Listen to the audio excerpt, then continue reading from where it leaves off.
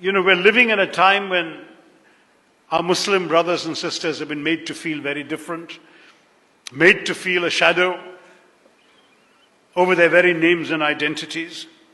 And it's striking. We had 13 presidents. We've had 13, no, we've now had 14 presidents, I guess, 3 of whom have been Muslims. We've had innumerable governors, cabinet ministers, chief ministers of states, ambassadors, generals, Supreme Court justices and chief justices from that community. During the war with Pakistan in 1971, the Indian Air Force in the northern sector was commanded by a Muslim, Air Marshal, later Air Chief Marshal Latif.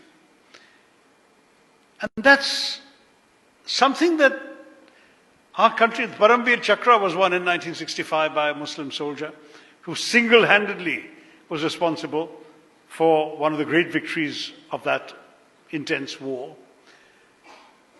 Where do some people get the idea that they can define Indian nationhood, belonging, sense of sacrifice to this country on the basis of religion?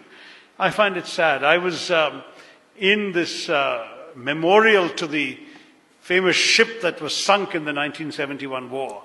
Captain Mullah went down with the ship. And the name of every single sailor, on that ship is enshrined on this marble slab. And I was reading every name, and there is not one religion in India unrepresented amongst those who gave their lives for our country.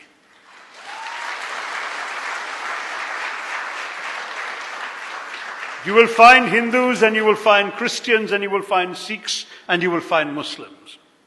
And let me tell you, when you go to the Andaman Islands, to the notorious cellular jail, where the British imprisoned some of our nationalist heroes, and you look at the names on the wall there of those who were imprisoned sometimes for decades, those who died there, again, every religion of India is represented on those names.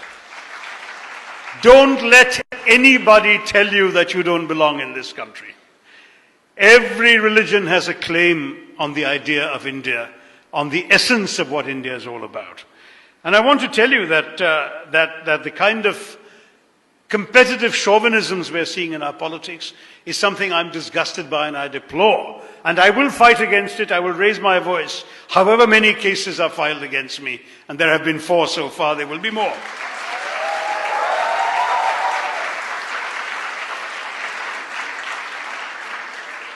I believe to even talk of majority and minority is fundamentally un-Indian. We are all Indians. The suggestion that only a Hindu, and that too only a certain kind of Hindu, can be an authentic Indian is an affront to the very premises of Indian nationalism. And India, and I think she quoted that very appropriately, an India that denies itself to some of us will end up denying itself to all of us.